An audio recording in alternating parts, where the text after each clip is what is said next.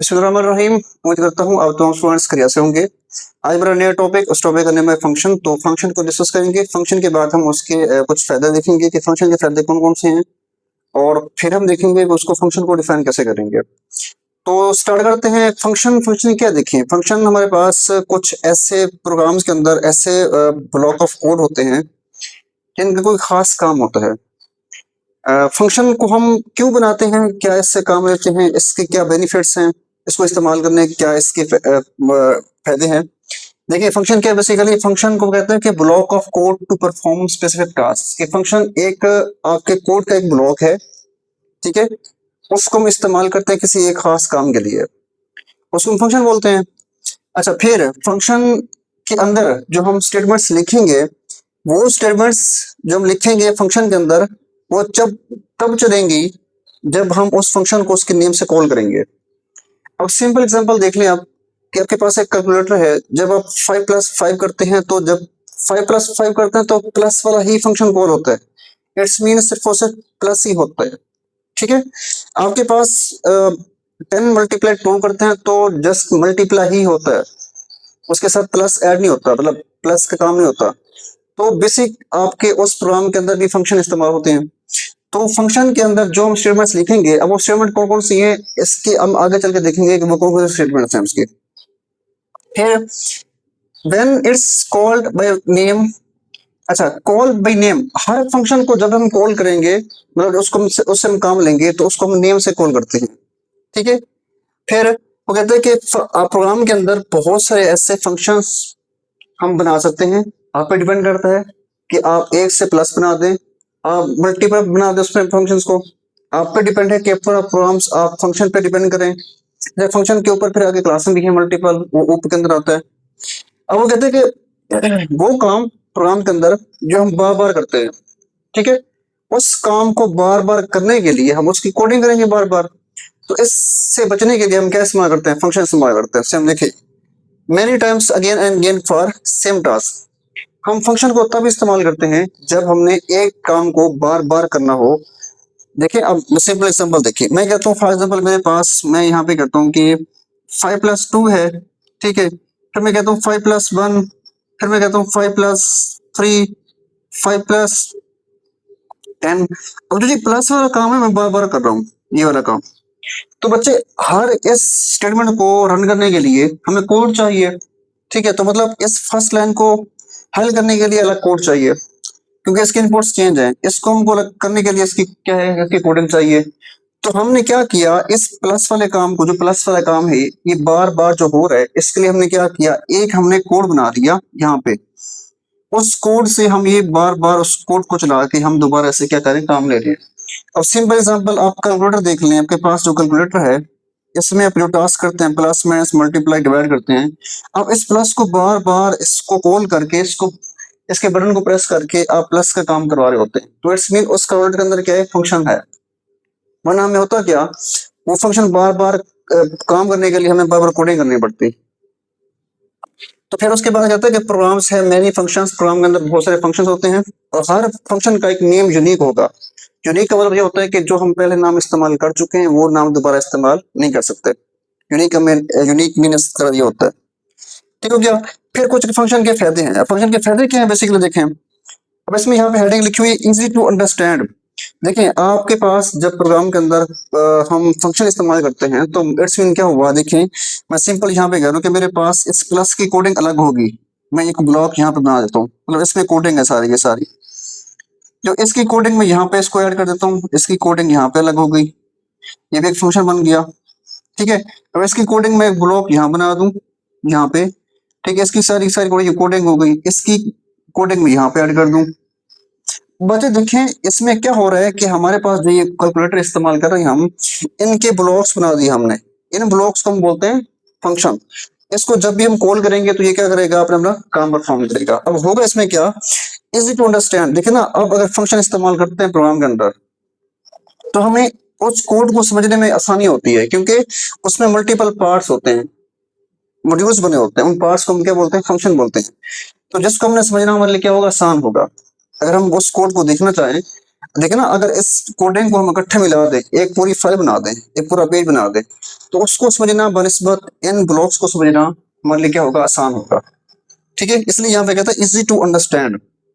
फिर अब इसमें इजी टू अंडरस्टैंड क्यों होगा, क्योंकि देखिए ना ये किसी पे डिपेंड नहीं कर रहा, ये इस पे डिपेंड नहीं है, ये इस पे डिपेंड नहीं है, इसमें जो कोड होगा वो क्लियर समझ आएगा, क्लीन समझ आएगा आपको, क्योंकि वो सेपरेट होगा कोड।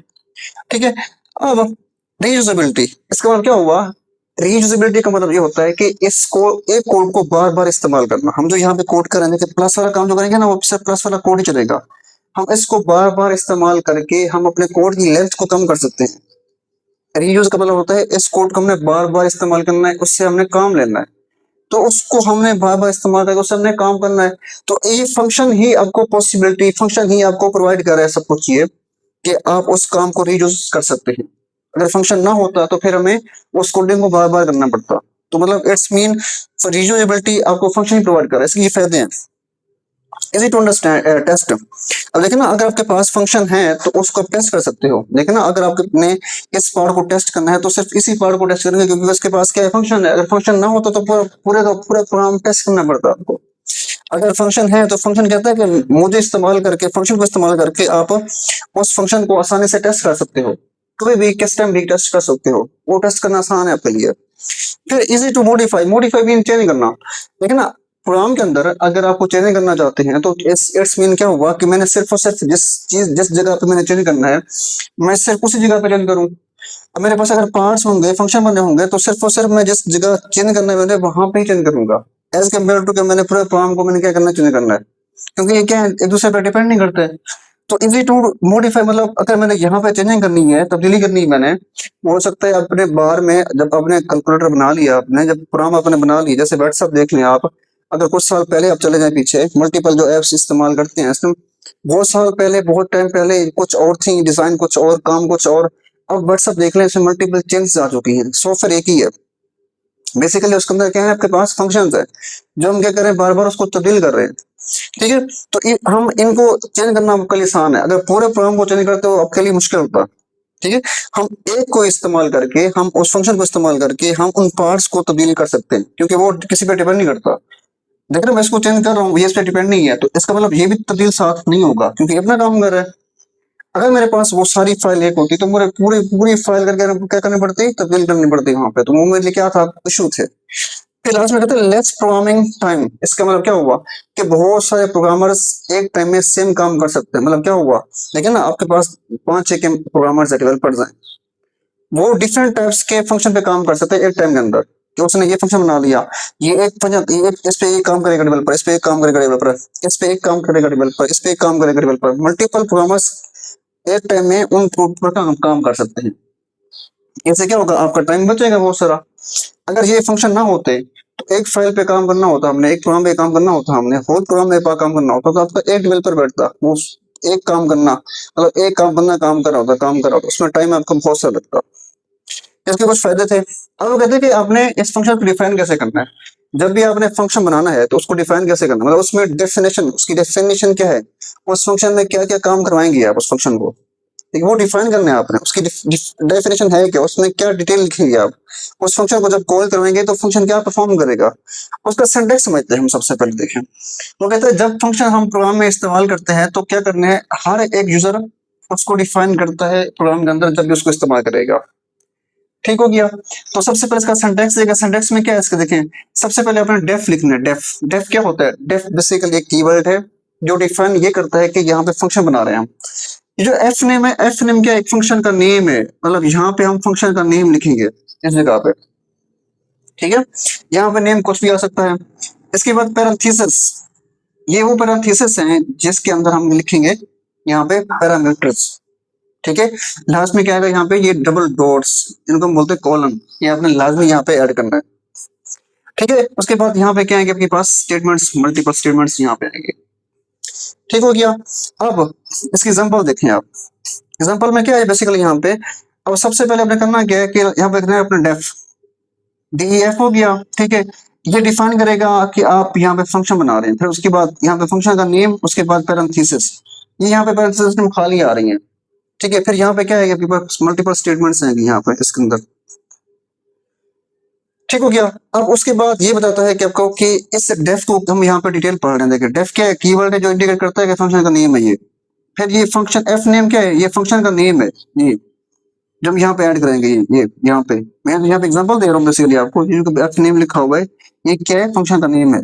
अच्छा, इसके अंदर जो पैरामीटर यहाँ पे लिखे हुए हैं, कहता है ये पैरामीटर्स वो नंबर्स वो वैल्यूज है, या ये पैरामीटर्स हैं, ठीक है, जो क्या करेंगे, देखें, जो यहाँ पे हम एज अ इनपुट्स इस्तेमाल करेंगे, जो हम फंक्शन को दे रहे हैं जो इनपुट्स, उनको हम पैरामीटर्स बोलते हैं। अगर आपके पास एक से ज्यादा है, मल्टीपल्स हैं, तो उनको अलग करने के लिए मैंने कोमा इस्तेमाल करना है। ठीक हो गया। फिर यहाँ पे स्टेटमेंट्स हैं, ये वो स्टेटमेंट्स हैं जो फंक्शन कॉल होगा तो ये एक्सिक्यूट होंगी। ठीक हो गया। मतलब क्या हुआ, इस शो को मैं जब कॉल करूंगा, ठीक है, तो शो को कॉल करने के बाद जो जो चीज यहाँ पे चलेगा, जो काम होगा, वो हम क्या करेंगे, इस स्टेटमेंट में हम लिखेंगे। देखो ना, जैसे मैंने फंक्शन लिखा यहाँ पे, ये फंक्शन लिखा है ये वाला, तो इस फंक्शन को जब मैं कॉल करूंगा तो ये स्टेटमेंट चलेंगी, जितनी बार कॉल करूंगा उतनी बार चलेगा। ठीक है। तो ये तो था आज का टॉपिक जो हम फंक्शन पे हम डिस्कस कर रहे थे। आज का हमारा टॉपिक इतना ही था कि हमने फंक्शन को पढ़ना था, फंक्शन में क्या फंक्शन है, क्या उसके फायदे कौन कौन से हैं, उसको डिफाइन कैसे करते हैं। इंशाल्लाह इसको हम नेक्स्ट आगे पढ़ेंगे कि फंक्शन की कॉलिंग क्या है, फंक्शन में पैरामीटर कैसे पास करते हैं, विद आउट यानी कि डिफॉल्ट पैरामीटर कौन कौन से होते हैं, ये हम डिस्कस करेंगे इंशाल्लाह। आज के लिए अल्लाह हाफिज।